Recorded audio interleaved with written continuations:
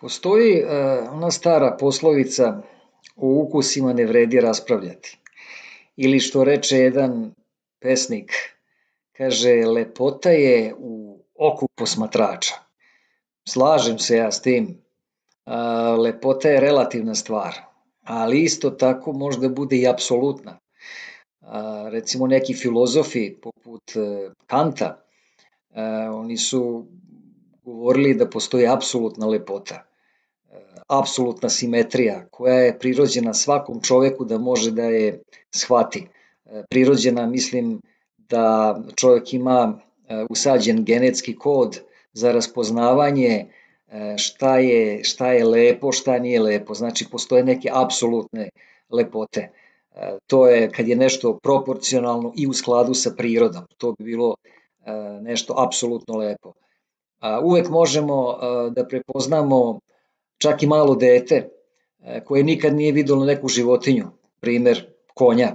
Ono može da prepozna koji konj je lep, koji nije. Lep konj, on je simetričan.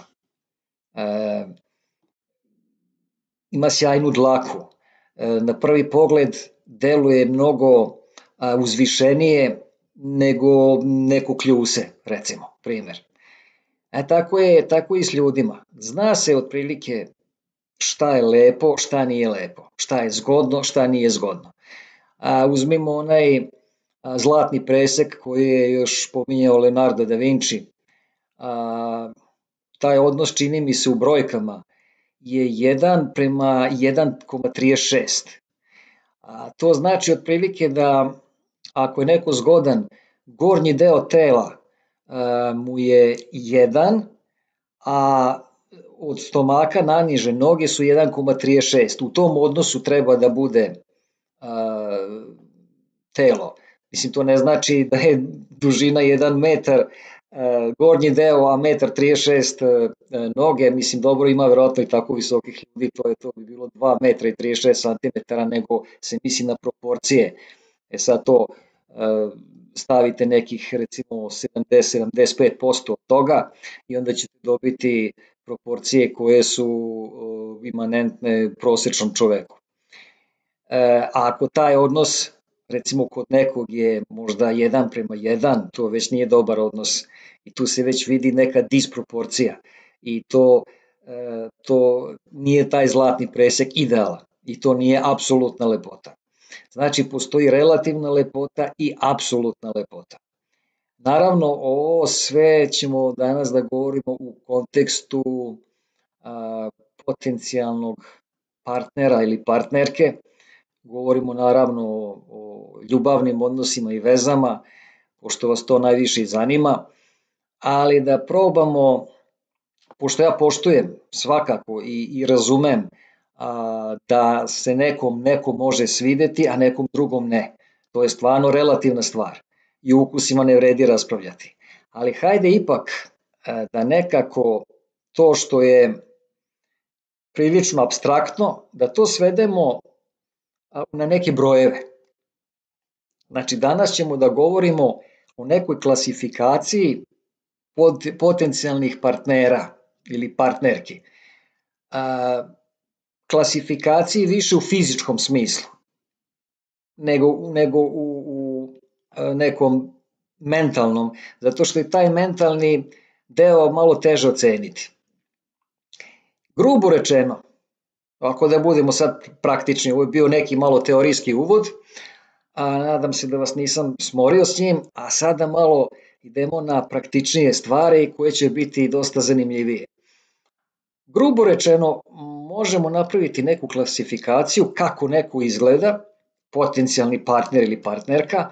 Obično muškarci vole malo tako da klasifikuju žene, ali i obrnuto naravno. Odmah da se ogradim, i obrnuto, i žene mogu isto tako da klasifikuju muškarce. Ali hajde da vidimo klasifikaciju kako to muškarci klasifikuju žene, kako ih posmatraju od 1 do 5. Možemo napraviti da rastegnemo skalu od 1 do 10 sa svim podvarijantama, ali ajde u grubo onako ćemo napraviti skalu od 1 do 5. Naravno, pretpostavljate da je jedinica najlošija ocena, a 5 najbolja. Šta bi bila za muškarca žena koju on ocenjuje kao jedinicu? Muškarci gledaju, znači ja vam ovo govorim i iz prve ruke i iz druge ruke, to znači ne samo možda kako ja posmatram stvari, možda je to i manje bitno, nego znam tačno, recimo ljudi iz moje okoline, poznanici, znam tačno kako razmišljaju, kako posmatraju stvari, tako da ovo vam govorim iz neke prakse. Ne samo da sam našao potvrdu i čitajući neke knjige i na internetu i gledajući filmove, potvrde od ovome što pričam, nego je to sve provučeno i kroz praksu koja je meni bliska, znači iz mog okruženja, tako da mogu reći iz prve ili druge ruke. Muškarac kad vidi ženu ili devojku, on odmah ocenjuje da li bi on imao seks sa njom ili ne bi. To je odmah prva podela. Onda sledeće ocenjuje koliko rado bi on imao seks s njom i da li tu može da bude i nešto više od samog seksa. I koliko bi to dugo trajalo ta veza, recimo eventualna. I da li bi on se prikazivao sa tom devojkom u društvu ili bi mu bilo onako samo za zabavu, da kažemo za seks. A ako bi se i zabavljao s njom, da li bi to zabavljanje moglo da preraste i eventualno u brak. Sad ćemo te kategorije da uparimo i da smestimo u ovu skalu od 1 do 5 ocene. Ocena 1. To znači ovako, sad pažljivo slušajte. Muškarac kad proceni, mislim ne ocenjuje muškarac to bukvalno sad da ja kaže dajem ocenu tu i tu, ne, mislim to je onako simbolično rečeno. Ali ako on otprilike smesti virtuelno, simbolično ženu u tu ocenu 1, to znači da on ni pod tačkom razno ne bi sa tom ženom imao ništa u emotivnom smislu, ni u fizičkom, ni u kom smislu. Jedino možda, ne znam, da je pita, izvinite, znate gde je ona ulica tamo ili ne znam ako žena radi neki posao, recimo pa u vezi posla nešto da je pita, ali u nekom intimnom smislu ni pod tačkom razno ne bi se s njom involvirao, ne bi se s njom kombinovao. To znači da mu se ta žena, pazite isto da se ogradi, možda ta žena nekom i pristojno izgleda, ali to muškarcu je izuzetno odbojna. On ne bi s njom imao ni seks, čak ni da ga ona moli ili da mu plati ili ne znam ja šta, ili da su sakriveni negde, ni pod tačkom razno on se ne bi s njom družio ili mu se totalno ne sviđa. Znači fizički mu je totalno odbojno. Sad to je nezahvalno objašnjavati kakva je to žena, kako ona izgleda, mislim verovatno veoma loše izgleda. Ali pazite, sad recimo muškarci su isto malo čudni. Recimo neko ne podnosi debele žene. Znači pod tačkom razno. A neko obožava debele žene. I baš ga to pali, aj tako da kažemo. Znači ima svega i svačega. Ali no nije bitno sad da li je žena debela ili mršava ili ovakva ili niska ili visoka. Uglavnom, ako je muškarac proceni sa jedinicom, to znači da on nikakvih dodirnih tačaka s njom ne bi da ima. Čak ni bilo kakvu komunikaciju, jer mu je totalno antipatična, odbojna i tako dalje. I tu ni pomoću trikova nikakvih, ona njega ne može da privoli da bude s njom. To vam je jedinica. Isto to važi znači i obrnuto. Ako žena proceni muškarca kao jedinicu, tu je piši kući propalo, to nema tu nikakve šanse. Mada nije isto da vam kažem odmah, nije isto kad muškarac procenjuje ženu, od 1 do 5 ocenjuje, muškarci su malo ipak fleksibilniji. Muškarci su skloni da snize malo svoje kriterijume zarad nekog, ajde kažemo, seksualnog odnosa, seksualnog opuštanja, dok žene su malo drugačije. One ipak ne bi tako lako da snižavaju kriterijum. No, krenimo dalje. Šta bi bila dvojka za muškarca? Žena koju muškarac oceni kao dvojku, to bi bila osoba s kojom bi on imao seks, ali samo pod određenim uslovima, da ga niko ne vidi s njom, možda ako je pripit, možda ako dugo nije imao seks i nema s kim drugim, pa ajde onda i ona dobro došla. Eto, samo pod tim nekim uslovima ili pod nekim moranjem ili ne znam, da mu ona, ajde, teorijski govorimo, da je možda izuzetno bogata žena, ali mu se uopšte ne sviđa, ali eto, ona mu kupi nešto, plati mu, znači zarad nekog materijalnog interesa, eto, iz tih nekih razloga bi možda mogao da stupi s njom u neke intimne odnose. Ali ništa više od seksa i nikakvo druženje da ga neko vidi s njom, jer mu ona se ne sviđa uopšte i to bi bio neki usiljen seks. I to ne bi ličilo ni na šta, ali ajde dozvoljavamo tu mogućnost da bi on ipak pod nekim uslovima pristao s njom na seks. To je dvojka. Šta bi bila trojka? Trojka bi bila žena koja se muškarcu dovoljno dopada da bi rado imao s njom seks i taj seks obično ispadne i dobar i dovoljno pristojno izgleda da bi on s njom mogao da izađe. Ali ne sad baš sa nekim oduševljenjem, znači tu je na granici. Muškarac, znači sa trojkom, muškarac nije oduševljen, ali može da prođe, nije ni nezadovoljan. Znači neka sredina. Seks obično sa trojkom bude veoma dobar, a to ću da objasnim kasnije i zašto. Onda dolazimo do četvorke. Sa četvorkom je muškarac oduševljen. Ona je san snova, ono što on realno u životu, znači realno može da očekuje, i to su njegovi otprilike najveći dometi za nekog prosečnog muškarca. Pogotovo ako je muškarac, recimo neka trojka ili 3,5, pa mu se posreći sticajem okolnosti da ta četvorka, žena koja je četvorka hoće s njim, to je za njega ihahaj, dobitak na lotu. I on je veoma ushićen oko četvorke, trudi se oko nje izuzetno, muškarac insistira da se prikazuje s njom u društvu jer mu ona diže cenu.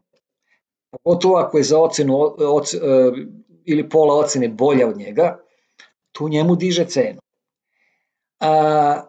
Seks sa četvorkom, možda čak, začudit ćete se, trebalo bi da bude odličan i dobar, ali iz prakse je možda pokazano da je možda čak bolji seks sa trojkom nego sa četvorkom. Zato što je tu muškarac malo opterećen i ima drugačiji pristup ženi koju ocenio kao četvorka nego ženi koju ocenio kao trojka. Drugačije ih doživljava. I ajde da završimo sa klasifikacijom, pa ćemo onda još izanalizirati neke stvari. I petica. Petica je, da kažemo, u nekim svetskim okvirima, to je nešto idealno. Žena koja je idealna, koju ne može da se nađe nikakva mana, koja je super lepotica, super zgodna, inteligentna, da kažemo prava alfa ženka, i mnogi muškarci, većina muškaraca ni ne pomišlja da može da bude sa takvom ženom, smatraju, većina muškaraca se plaši takve žene, smatraju da su nedostojni, što je logično, što i jeste tako. Zato što te žene uglavnom su veoma uspešne zahvaljujući svojoj lepoti, na nekim položajima su, ili su neke vrhunske manekenke, glumice, zarađuju dobro, znači teško običan smrtnik, da kažemo, može njima da priđe.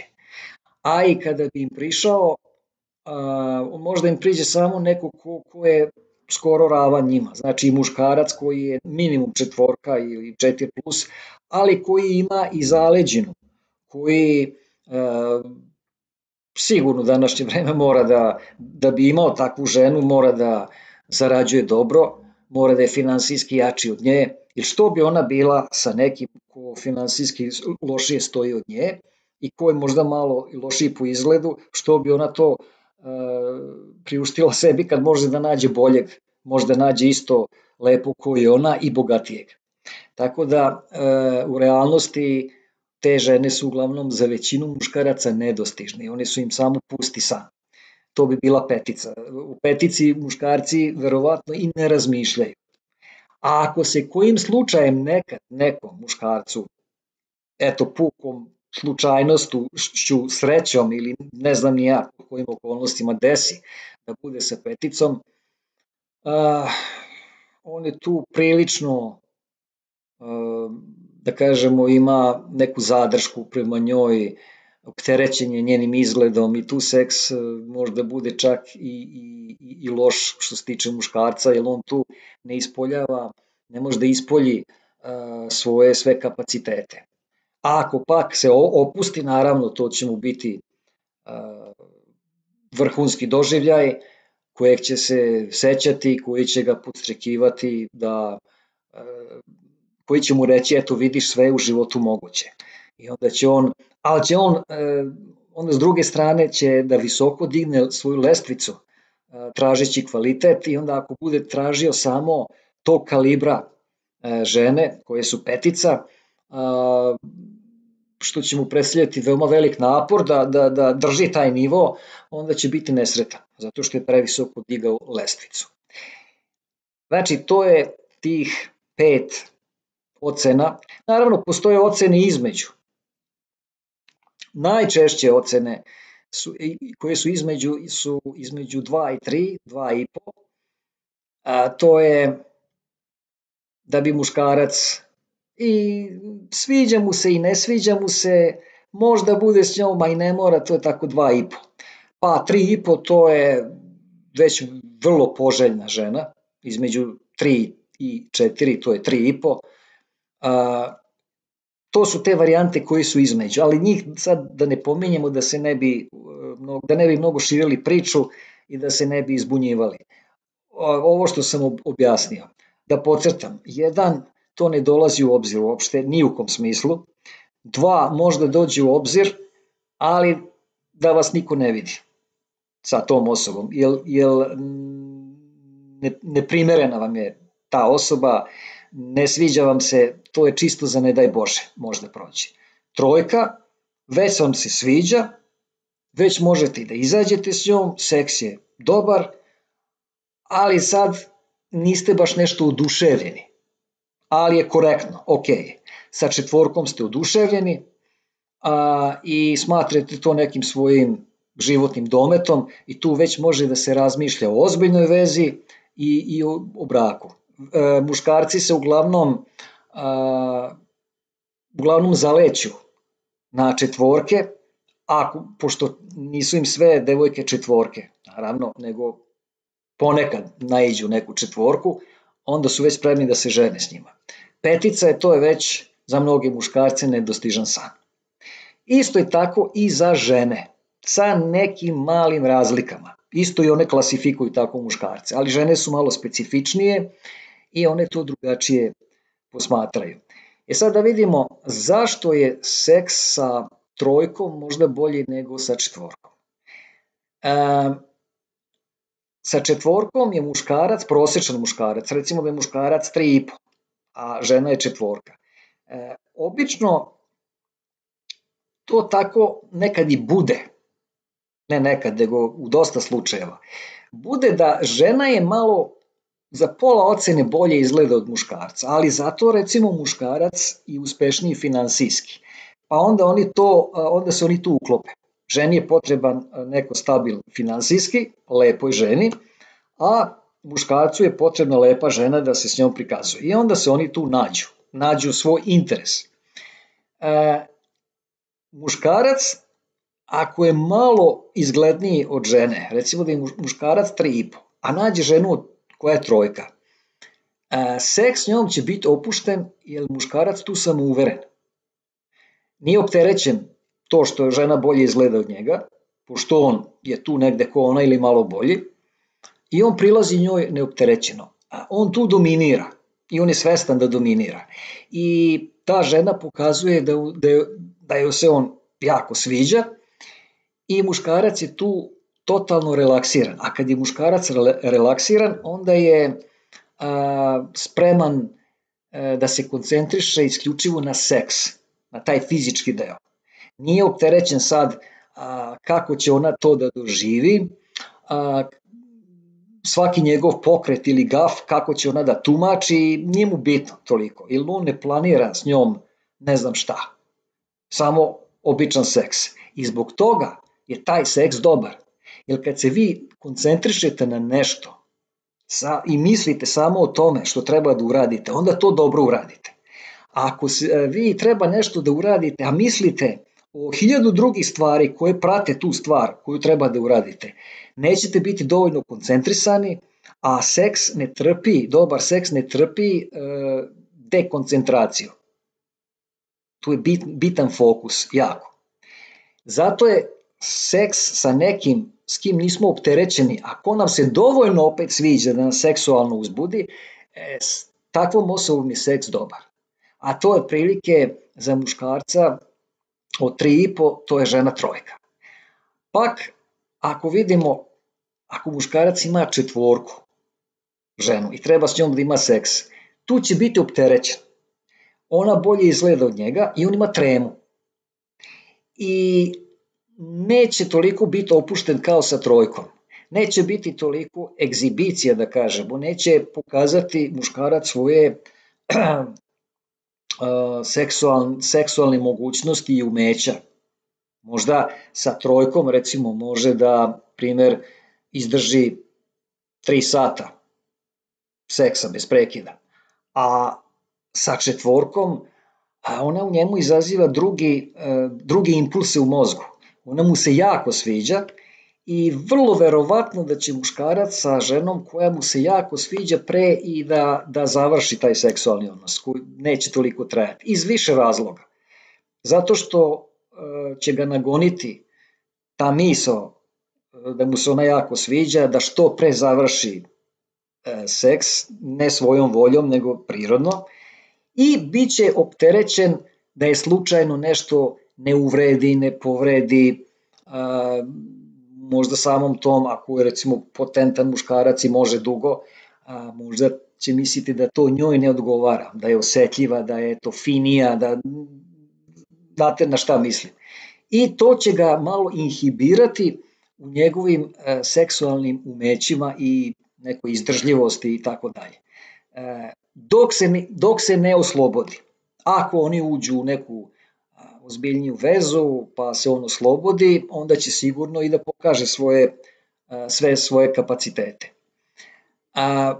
Takođe, ako se involvira s njom u nešto ozbiljnije, muškarac, isto da vam odam jednu tajnu, znam ja da sve ovo vi znate, ali niste sigurni da li je to tako. A ja vam sad ovde, da kažemo, iz prve ruke mogu potvrditi kako muškarci razmišljaju. Kad se muškarcu neko jako sviđa, naravno on da želi da ima seks s tim nekim, ali mu to nije baš prioritet. On želi s tom ženom koja je 4 recimo i da se pokaže. On neće nju da tretira kao neki poligon, da kažemo, ili seksualni objekat, gde će on da pokazuje sve svoje kapacitete. Ne, on će biti obziran prema njoj. zato što planira možda sa njom eventualno i brak jednog dana. Muškarac se ne odnosi isto prema ljubavnici, odnosno švalerki, kod koje ide povremeno zarad seksa i koja mu ne znači toliko, a tamo sve pršti od strasti, od seksa. A sa ženom sa kojom ima decu, neće imati sigurno takav seks kao sa švalerkom. Sad to za ženu možda bude i uvreda, ali treba možda, a možda i služi ne da joj služi na čast, nego da bude počastvovana time. Tako da se izrazim. Sve zavisi od žene. Jer muškarac poštuje, ma koliko to sad cinično zvučalo i kontradiktorno, muškarac na neki način poštuje ženu sa kojom ima decu i neće, uslovno da kažemo, nezgodan je izraz, ali da pod znacima navoda da se seksualno iživljava, da sprovodi neke seksualne maratone ili ne znam ja šta nad ženom, on nju drugačije posmatra, on nju poštuje.